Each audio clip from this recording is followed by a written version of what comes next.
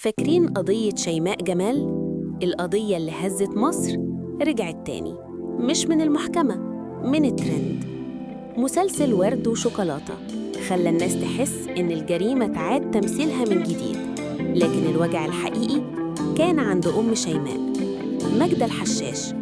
أم فقدت بنتها بطريقة صادمة، طلعت تتكلم، وجع قديم وغضب مكبوت.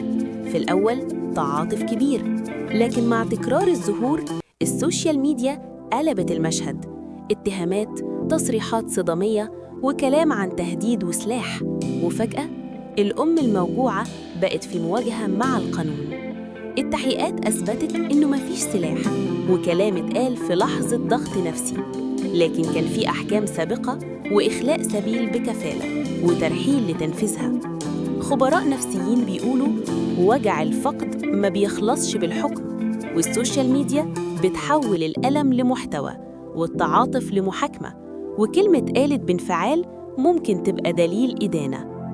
من الترند لقفص الاتهام، قصة بتفكرنا إن مش كل وجع ينفع يتحط تحت الأضواء.